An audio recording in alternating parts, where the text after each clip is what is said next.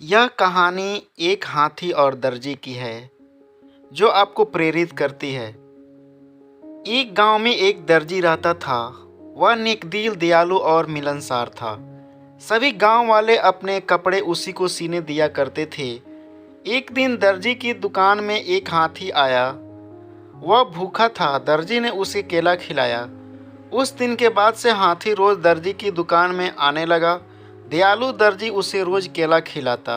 बदले में हाथी कई बार उसे अपनी पीठ पर बिठाकर सैर पर ले जाता। दोनों की घनिष्ठता देखकर गांव वाले भी हैरान थे। एक दिन दर्जी को किसी काम से बाहर जाना पड़ा। उसने अपने बेटे को दुकान पर बिठा दिया। जाते जाते वह उसे केला देते हुए कहा गया कि हाथी आए तो उसे केला खिला देना। दर्जी का बेटा बड़ा शरारती था। दर्जी के जाते ही उसने केला खुद खा लिया। जब हाथी आया तो उसके शैतानी दिमाग में एक शरारत सूझी। उसने एक सुई ली और उसे अपने पीछे छुपाकर हाथी के पास गया।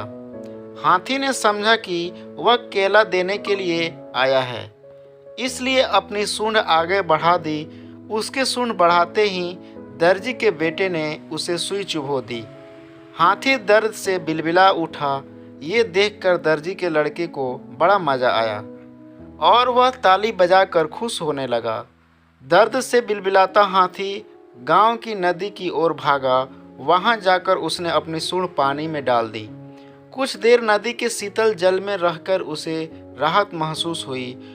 उसे दर्जी के लड़के पर बड़ा गुस्सा आ रहा था। उसने उसे सबक सिखाने की ठानी और अपनी सूंड में कीचड़ भरकर दर्जी की दुकान की तरफ बढ़ा।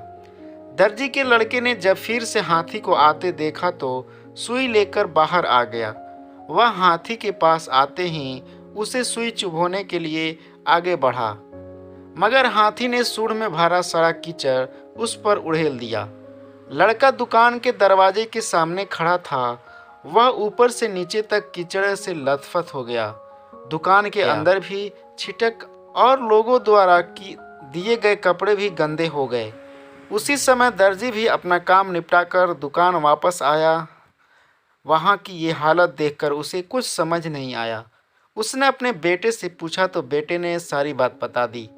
दर्जी ने बेटे को समझाया कि तुमने हाथी के साथ बुरा व्यवहार किया है, इसलिए उसने भी तुम्हारे साथ वैसा ही व्यवहार किया है। जैसा व्यवहार करोगे वैसा ही पाओगे। आज के बाद किसी के साथ बुरा मत करना।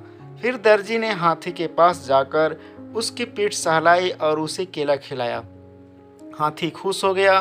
दर्जी के बेटे ने भी उसे केले खिलाए, जिससे हाथी और उसकी दोस्ती हो गई। उस दिन के बाद से हाथी दर्जी के बेटे को भी अपनी पीठ पर बिठाकर घुमाने लगा। अब दर्जी के बेटे ने शरारत छोड़ दी और सबसे अच्छा व्यवहार करने लगा। दोस्तों, इस कहानी से हमें सीख यही मिलती है, जैसा करोगे वैसा भरोगे। जैसा व्यवहार दूसरों से चाहते हो वैसा व्यवहार दूसरों के साथ करो। बुरे काम का बुरा नतीजा।